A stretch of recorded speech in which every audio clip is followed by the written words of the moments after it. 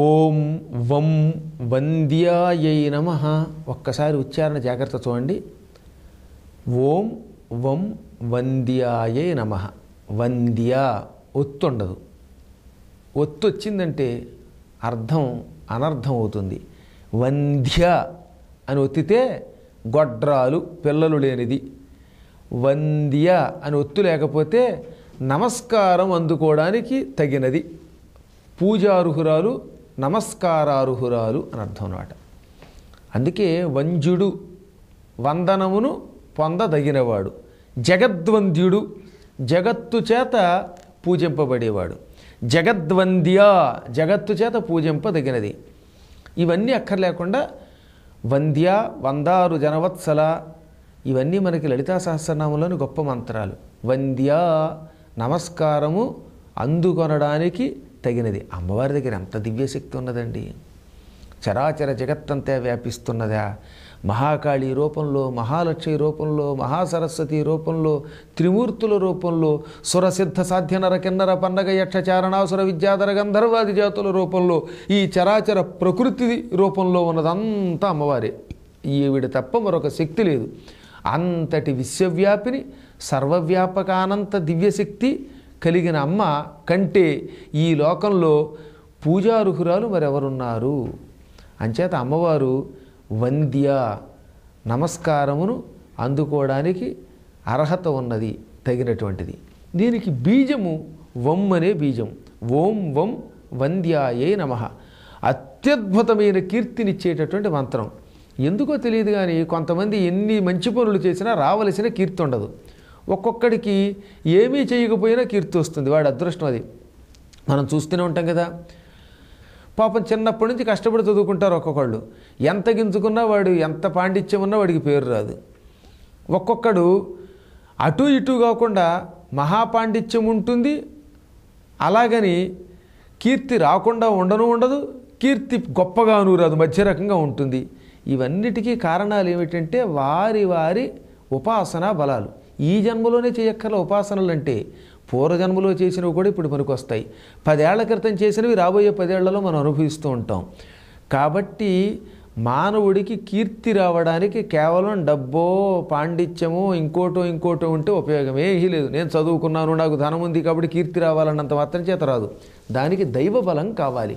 దైవబలం ఉంటే ఎంతటి సామాన్యుడైన అసాధారణ శక్తిని పొందగలుగుతాడు, కీర్తి పొందగలుగుతాడు. అసలు పుణ్యైర్ యశో లభ్యతే అని ఒక సామెత ఉంది. కీర్తి పుణ్యము వల్ల వస్తుంది. ఆ పుణ్యమునిచ్చే మంత్రం ఇది. తద్వారా కీర్తిని మనకు అందిస్తుంది. అదే ఓం వం వంద్యాయై నమః. చదువుకున్నాం, చదువుకు తగిన కీర్తి రావాలి. ఉద్యోగం ఉంది, ఉద్యోగానికి తగిన కీర్తి రావాలి. పాండిత్యం ఉంది, పాండిత్యానికి తగిన కీర్తి రావాలి. శక్తి ఉంది, శక్తికి తగిన కీర్తి రావాలి. అద్భుతమైన శక్తులు ఉంటాయి కొంతమంది దగ్గర, యావజ్జీవితం పేరు రాదు. ఇలా కాకుండా మాకు సత్కీర్తి మా రంగంలో రావాలి, మేము ఎక్కడికి వెళ్ళినా గుర్తింపు ఉండాలి, మా ఉద్యోగాల్లో గుర్తింపు ఉండాలి, మేము ఎక్కడికి వెళ్ళినా సుఖంగా ఉండాలి అని కోరుకున్నటువంటి వాళ్ళ కోసం మనకి శివుడిచ్చిన ఒక గొప్ప మంత్రం ఈ ఓం వం వంద్యాయై నమః. ఇది చేసుకుంటే ఉపన్యాసం చెప్పే వాళ్ళకి ఉపన్యాస రంగంలో పేరు వస్తుంది, రాజకీయ నాయకులకి రాజకీయ రంగంలో పేరు వస్తుంది, వ్యాపారస్తులకి వ్యాపార రంగంలో బాగా పేరు మారుమోగిపోతుంది. చాలామంది వ్యాపారాలు చేస్తున్నారు, అందరి పేర్లు మారుమోగిపోతున్నాయా? మారుమోగవు. కొంతమంది పేర్లు బాగా ప్రసిద్ధికి వస్తాయి, కొందరికి రావు.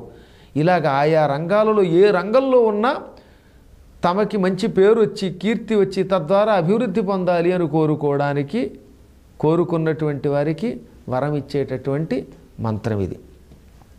ప్రతి శనివారము ఉదయం పూట కుంకుమతో అమ్మవారిని పూజ చేస్తూ ఓం వం వంద్యాయై నమః ఇలాగా 27 శనివారముల పాటు అమ్మవారిని ఈ మంత్రానుష్ఠానంతో పూజించండి.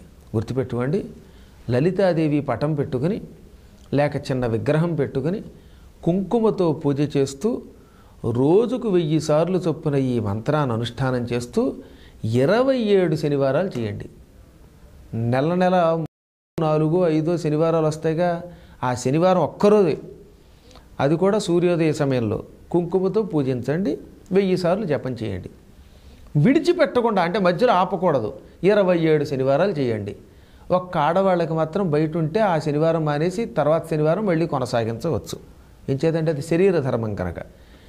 ఎవరికైనా మైలు వస్తే మధ్యలో ఆపేసి మళ్ళీ కొనసాగించండి, లేని పక్షంలో మాత్రం ఆపకండి.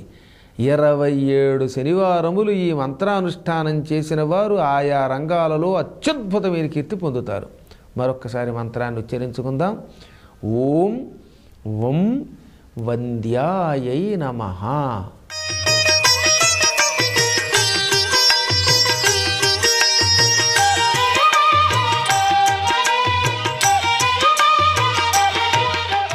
వందే గురుపదద్వంద్వమవాంగ్మానసగోచరం రక్తశుక్లప్రభామిశ్రమతర్క్యం త్రైపురం మహా.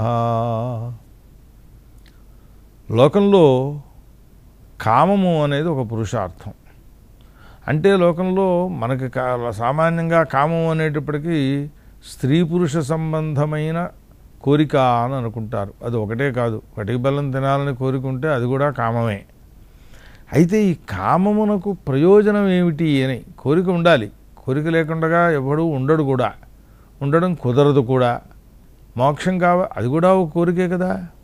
ఇలా ప్రారంభిస్తే కామానికి ప్రయోజనం ఏమిటి అని విచారణ చేసినప్పుడు కామస్యనేంద్రియ ప్రీతి లాభో జీవేత యావతా అంటారు.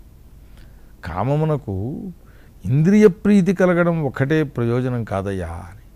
ఇంద్రియ ప్రీతి అనేది ఏదైనా ఒక సుందరమైన దృశ్యం ఉంది అనేటప్పటికీ చూడాలని కంటికి సంబంధించిన కోరికది. అట్లాగే ఏదైనా మంచి పాట బాగా పాడారటో అంటే చెబుతూ వినాలని కోరిక ఉంటుంది, అది చెవికి సంబంధించిన కోరిక. వేసవికాలం వచ్చింది అనేటప్పటికీ ఏసీ రూమ్ కావాలి, ఇది చర్మ సంబంధమైనటువంటి కోరిక.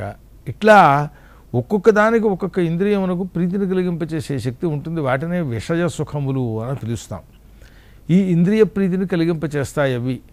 ఈ ఇంద్రియ ప్రీతి కామానికి ప్రయోజనం కాదు నాయన అన్నారు. ఏమిందువల్ల అని దాంతో జీవిస్తాడు, అదే లాభం కాదు. జీవించడానికి కావలసినటువంటి కోరికలైతే ఆ జీవనం పొందుతాడు. ఒకవేళ వీడికి లభించకపోయినా, ఐస్ వాటర్ దొరకకపోయినా మామూలు మంచినీళ్ళతోటైనా జీవిస్తాడు. జీవించడానికి అది పెద్ద ప్రయోజనం చెప్పక్కర్లేదు. కానీ కామమునకు ప్రధానభూతమైనటువంటి ఫలితం ఏమిటయ్యా అంటే కామస్య జీవస్య తత్వజిజ్ఞాస. జీవునకు తత్వమును తెలుసుకోవాలనే కోరిక పుట్టాలి. ఆ కోరిక పుడితే కామానికి ప్రధానమైన ప్రయోజనం సిద్ధించినట్లే. పరమాత్మకు సంబంధించినటువంటి తత్వము ఏది అనే జిజ్ఞాస మనస్సులో పుడితే ఇహలోక సంబద్ధములైనటువంటి కృత్యములు ఏవి భాషించవు ఇంక వాడికి. లోకంలో చూడండి, ప్రాచీనమైనటువంటి మహర్షులు సర్వసంగ పరిత్యాగాలు చేసిన తర్వాత అరణ్యంలోకి వెళ్ళి అక్కడ కూర్చొని పరమాత్మకు సంబంధించినటువంటి ఆ విచారణమును మాత్రమే, ఆ జ్ఞానాన్ని పొందడం కోసం ప్రయత్నం మాత్రమే చేశారు. అట్లాగే రాజర్షులైనటువంటి వారు ఎన్నో రాజ్యసుఖాలన్నింటినీ అనుభవించేసిన తరువాత ఉత్తర వయస్సు వచ్చింది, 60-70 సంవత్సరాలు వచ్చాయి అనేటప్పటికీ వానప్రస్థాశ్రమానికి వెళ్ళిపోతూ ఉండేవారు. కారణం, జీవుడు పుట్టాడు అనంటే, భూలోకంలో శరీరధారణ చేశాడు అనంటే, ఈ శరీరం అనేటటువంటిది మోక్షాన్ని పొందింపచెయ్యటానికి సాధనభూతముగా వినియోగించుకోవాలి తప్ప ఇహలోక సుఖాలను అనుభవించడము అనేటటువంటి ఇదే పరమార్థము అని అనుకోకూడదు. ఏవో తప్పవు కనుక కొన్ని సుఖములను అనుభవించాలి. దాహం వేస్తే మంచినీళ్ళు తాగాలి కనుక తాగుతున్నాడు తప్ప షర్బత్తులు కావాలి అనే కోరికక్కర్లేదు. మంచినీళ్ళు తాగితే బతుకుతాడు చాలు. కానీ పరమ ప్రయోజనం ఎక్కడికయ్యానంటే జీవస్య తత్వజిజ్ఞాస. ఆ తత్వజిజ్ఞాస అనేటటువంటిది కర్మల వల్ల పుట్టదు, కర్మల వల్ల చిత్తశుద్ధి వరకే కలుగుతుంది అని అన్నారు. కర్మలు చేసినందువల్ల పుట్టేటటువంటివి ఇహపరలోక సుఖములే తప్ప ఈ తత్వజిజ్ఞాస, తత్వజ్ఞానము అనేటటువంటివి కలగవు. కనుక సాధన చతుష్టయ సంపత్తిలో ముముక్షుత్వం, మోక్షేచ్ఛ కూడా ఒక అధికారము అని అన్నారు. అదొక సాధనం. మోక్షం కావాలి అనేటువంటి కోరిక ఉంటేనే తప్ప దానికోసం ప్రయత్నం చెయ్యడు. ఆ మోక్షేచ్ఛ కలిగితే వాడి కామానికి పరిపూర్ణత ఏర్పడినట్లు అని. ఇహలోక సుఖములు, పరలోక సుఖములు, వీటికి సంబంధించినటువంటి కామములు ఇవన్నీ వినశ్వరములయ్యేవే తప్ప వాస్తవంలో పరిపూర్ణమైనటువంటి ఫలితాన్ని అందింపగలిగేటటువంటివి కావు. వాస్తవ పరిపూర్ణ ఫల ప్రాప్తికి ఉపయోగించేది ఏదయ్యా అంటే తత్వజిజ్ఞాస.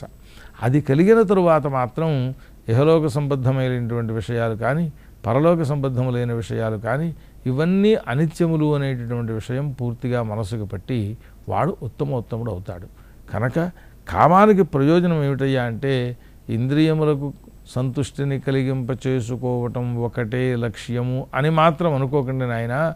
కామం అనే పురుషార్థం మోక్షేచ్ఛ వరకు కూడా వ్యాపించి ఉన్నప్పుడు ఆ మోక్షేచ్ఛకు సాధనమైనటువంటి తత్వజిజ్ఞాస కలిగినప్పుడు ఆ కామం అనేటువంటి పురుషార్థం వీడికి పరిపూర్ణంగా సిద్ధించినట్లవుతుంది అని దాని యొక్క తాత్పర్యాన్ని చెప్పారు. స్వస్తి.